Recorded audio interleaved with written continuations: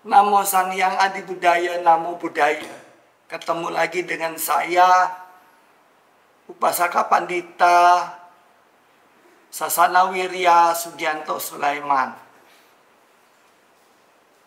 Ini masih dalam bulan Waisak, karena itu walaupun terlambat saya ucapkan selamat merayakan Trisuci Waisak.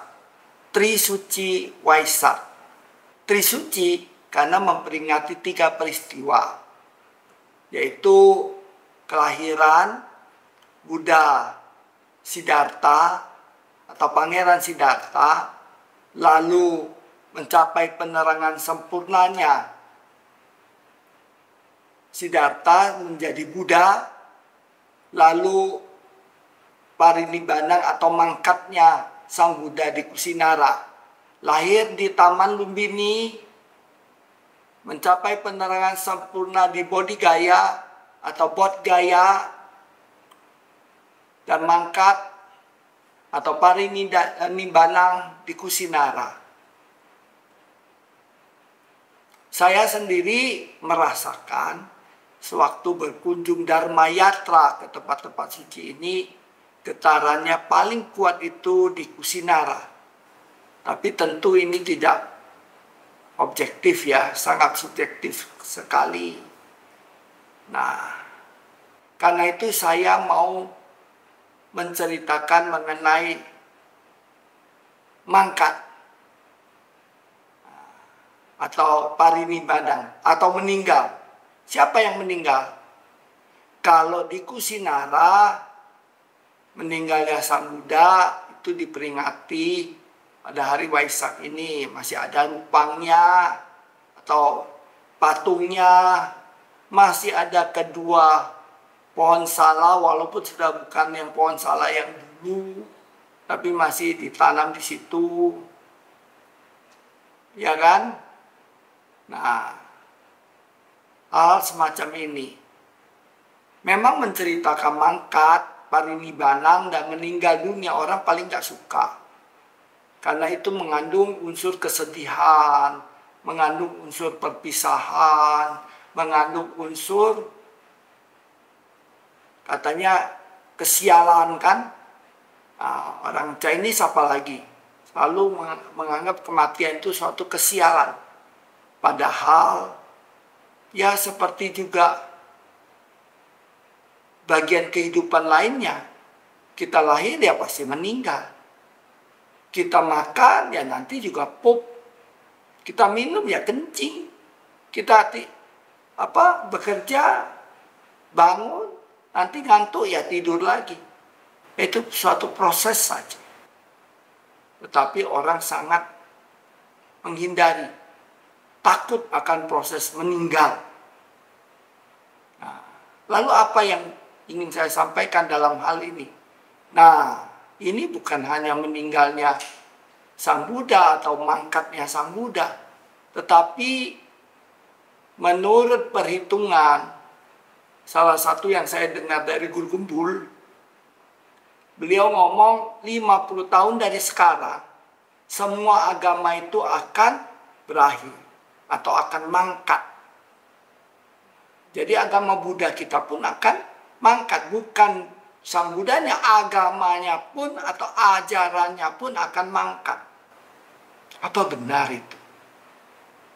Kan katanya Dharma itu indah di awal, indah di tengah, indah di akhir. Tapi kok bisa mangkat? Apa benar itu?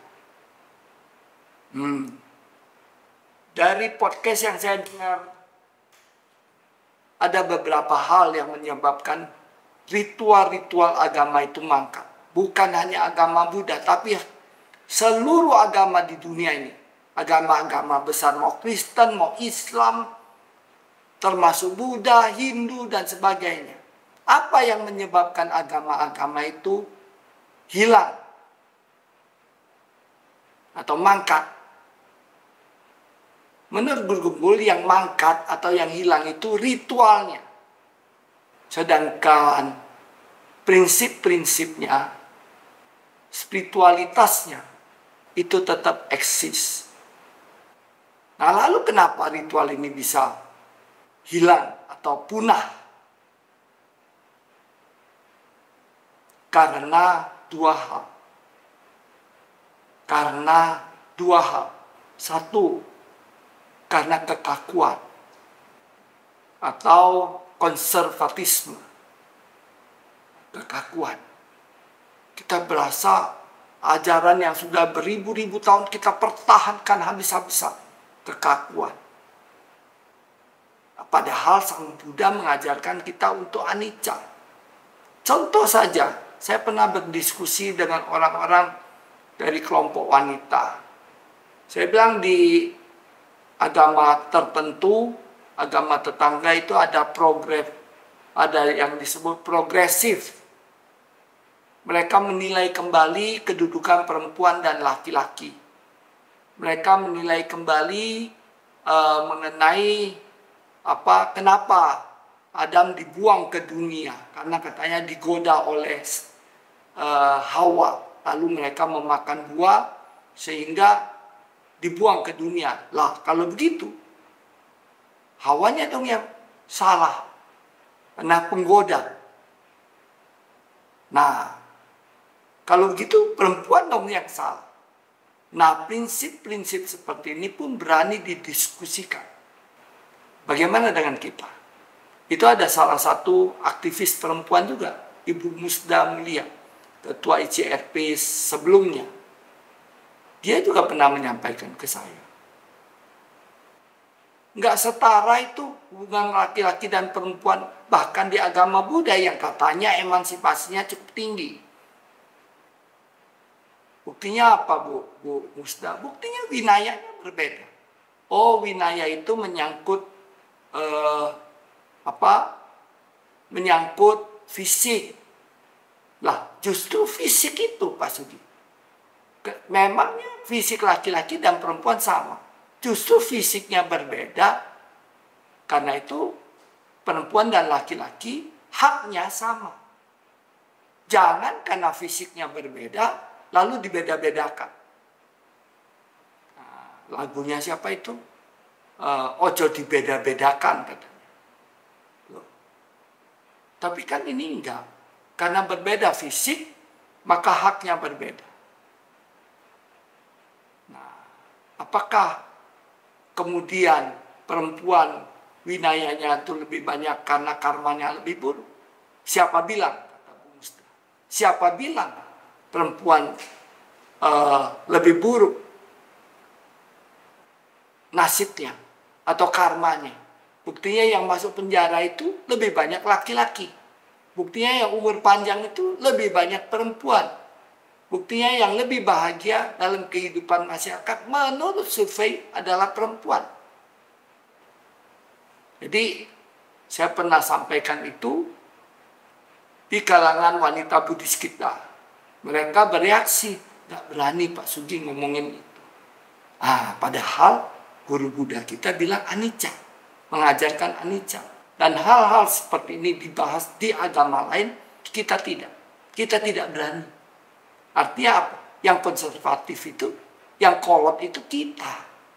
Nah, padahal konservatisme, kekolotan ini membawa kepunahan agama.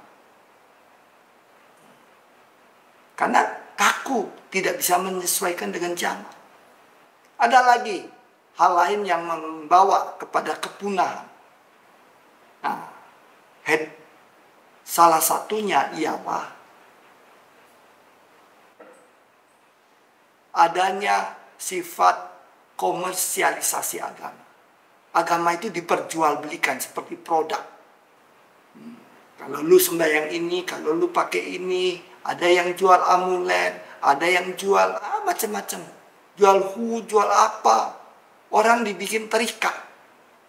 Nah, itu kan menjadi komersialisasi. Lihat jual liamkeng, jual apa, seolah-olah bisa menyelesaikan masalah. Sehingga yang terjadi adalah pembodohan.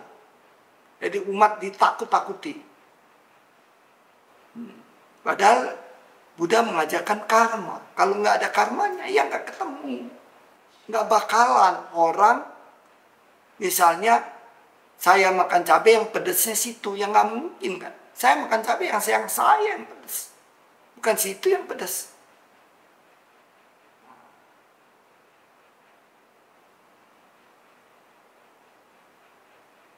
Dulu ada seorang guru ahli Zen, saya lupa namanya. Prinsipnya sederhana aja. Oh, salah satunya yaitu Santidewa. Santidewa bilang, ajarannya cuma 3. Ajaran Santidewa itu cuma 3. Makan secukupnya.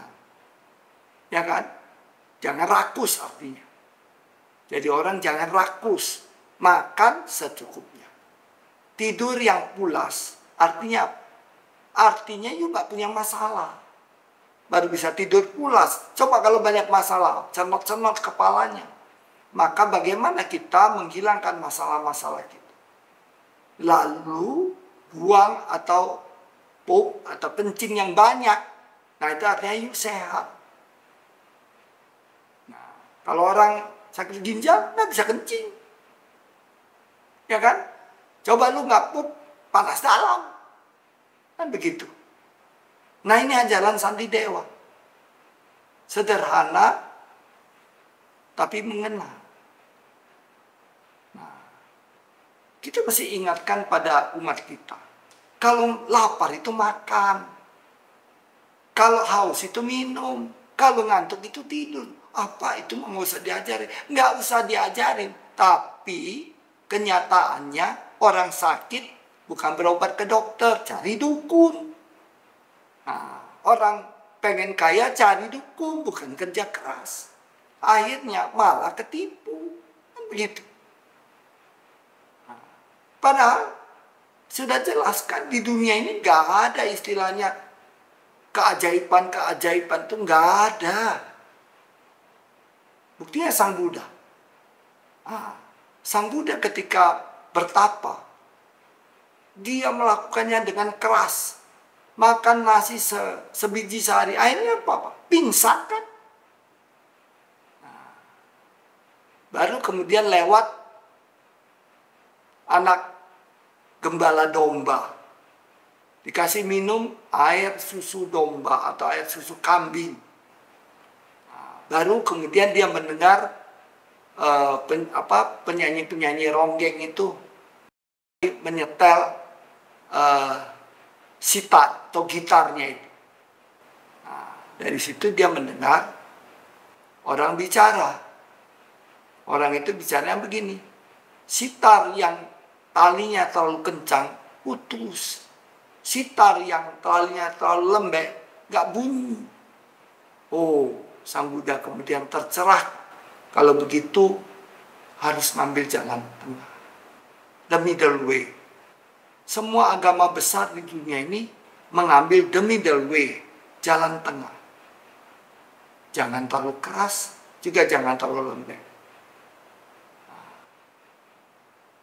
Artinya apa?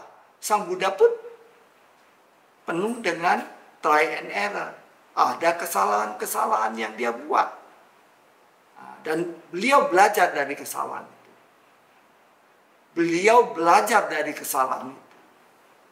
Nah, jadi